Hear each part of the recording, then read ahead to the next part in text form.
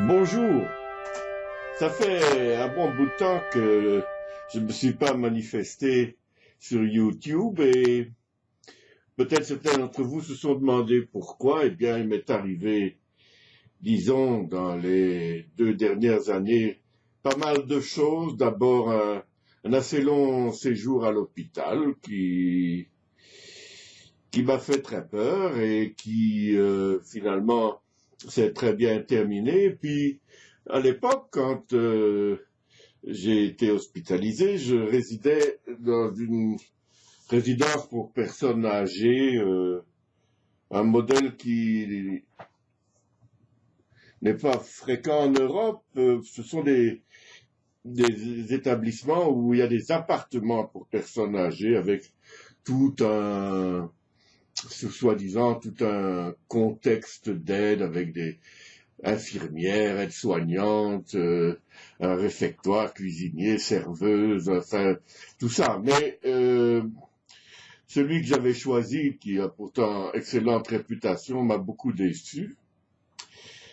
Et quand je suis rentré de l'hôpital, après 3 mois quand même, je, je me sentais tellement bien que je me suis dit, mais qu'est-ce que je fabrique ici? Et donc, je me suis mis à chercher un appartement et là où vous me voyez, je suis dans mon nouvel appartement, très heureux d'y être d'ailleurs. Et donc j'ai eu envie de redevenir un peu plus créatif. Je n'avais pas écrit depuis 4 ans et puis là j'ai commencé un nouveau livre qui est un 4e tome de mémoire. Et voilà que j'ai envie de vous raconter une histoire, ce que je vais donc m'employer à faire maintenant. Cette histoire pourrait s'appeler Lucrèce. Alors évidemment, on peut penser tout de suite à, c'est ce que beaucoup de gens feront, à Lucrèce Borgia qui était issue d'une famille assez dépravée, bien qu'elle ait donné un pape à la chrétienté, tout ça, mais il y a eu beaucoup de films qui ont été faits sur les malversations, les tueries, les orgies de la famille Borgia. Et Lucrèce était la sœur de César Borgia, elle appartenait donc à cette famille, mais il semble qu'elle ait une vie plus paisible que celle du reste de sa famille, et sa vie s'est terminée à Ferrare, en bonne chrétienne. Mais ce n'est pas d'elle que j'entends vous parler aujourd'hui. Il y a donc une autre Lucrèce qui, elle, a vécu durant l'Antiquité, plus particulièrement au VIe siècle avant Jésus-Christ, à Rome.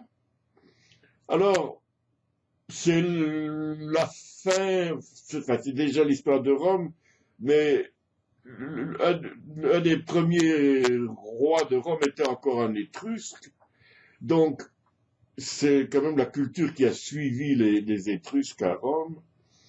Et au moment où je commence l'histoire, eh bien, le roi de Rome s'appelle Tarquin ou Tarquinius le Superbe. Et ce Tarquinius avait plusieurs fils et aussi donc des proches de la royauté, dont un certain Tarquinius encore, Collatinus. Et ce Tarquinius Collatinus avait une femme extrêmement belle et extrêmement fidèle. Et donc, voilà que Tarquinius suit son roi au cours du siège d'une ville qui s'appelle Ardée. Et durant le siège d'Ardée, les hommes de la cour, dirons-nous, parlent de ce que peuvent faire leurs femmes pendant qu'ils sont en campagne. Alors l'un d'eux propose puisqu'ils sont bloqués là au siège d'Ardée, qu'ils rentrent à Rome subrepticement, pour essayer de savoir à quoi s'occupent leurs épouses. Et un peu, c'est le thème un peu de l'opéra Così fan tutte de Mozart. Donc ils arrivent à Rome et découvrent que leurs femmes font des banquets, des fêtes, et Dieu sait ce qui s'y passe et tout ça. Tandis que la femme de Tarquinius Collatinus, elle, file la laine, entourée de ses servantes, dans une atmosphère paisible, et donc est restée absolument fidèle à sa promesse d'être la bonne épouse de son mari. Un des fils du roi, qui s'appelle Tarquinius Sextus, conçoit alors un vif désir de cette femme qui s'appelle Lucretia, et il commence à la harceler. Bon, le mot est juste, il est moderne, aujourd'hui on parle beaucoup d'harcèlement sexuel, et c'est bien à quoi se livre Tarquinius Sextus. Naturellement, Lucrèce le repousse, hein. Elle n'a pas du tout envie de tromper son mari, encore moins avec ce butor, et il devient de plus en plus agressif. À un moment donné, il dit qu'il va la violer, qu'ensuite il la tuera, et jettera dans son lit le corps mort d'un esclave,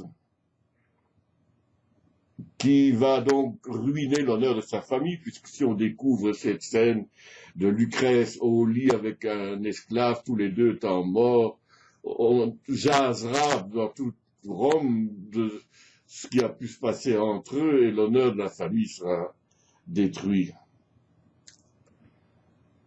Lucrèce finit donc par céder aux avances de Tarquinius Sextus, mais sitôt après, elle convoque son mari, son père et deux amis proches de la famille, et elle leur raconte ce qui s'est passé, et elle réclame vengeance. Ce que naturellement, sa famille va lui promettre. Dès lors, elle sort un couteau d'un pli de son manteau et se donne la mort en se poignardant. Alors, le mari, le père, les amis entrent dans une fureur énorme à l'endroit de la cour du roi Tarquin le Superbe, et l'un d'eux se décide à partir vers Rome pour fomenter des troubles. Il y va, il réussit tellement bien qu'il y a littéralement une révolution qui s'organise et qui renverse le royaume et instaure la République. Pendant tout ce temps, Tarquin le Superbe, le roi donc, n'était pas à Rome, et quand il revient, il se voit interdire l'accès à la ville et donc contraint à l'exil. Ce qui est intéressant, donc, c'est la date à laquelle tout ça s'est passé, qui est 509 avant Jésus-Christ, et que ça a donc marqué la fin de la royauté à Rome et le début de la République. Et donc, c'est un jalon important dans l'histoire de Rome, évidemment. C'est aussi un événement quand même localisé qui se passe à l'intérieur d'une famille ou d'un clan, qui a des répercussions politiques majeures. Hein, c'est assez rare que l'on voit un petit événement, je ne dis pas que c'est un grand événement tragique pour Lucrèce et sa famille, mais au niveau quand même du royaume de Rome, c'est un petit événement qui entraîne un bouleversement de la structure de l'État qui passe de la monarchie à la République. Et ça, c'est un fait intéressant aussi. Alors, Bien sûr, l'histoire de l'art n'a pas été étrangère à tout ça, et vous avez déjà depuis le début de la vidéo pu voir flotter autour de moi des reproductions de tableaux, plus souvent sans doute maniéristes ou baroques, mais plus souvent italiens, mais enfin, euh, il y a de nombreux artistes qui ont tenté de reproduire le suicide de Lucrèce ou les répercussions politiques même que ce geste a pu entraîner. Voilà, j'ai voulu vous raconter cette histoire à une époque où le harcèlement sexuel est décrié, où bientôt on va assister au procès de Harry Weinstein et de Dieu sait quel autre hommes indélicats qui ont pu forcer tant de femmes à subir des sévices sexuels non consentis. Et voilà. J'espère que vous aurez réagi à cette petite histoire et je vous souhaite, d'ici la prochaine fois, de rester en dehors de l'affliction, de vivre des choses intéressantes et épanouissantes. Et donc, je vous dis à très bientôt. Merci.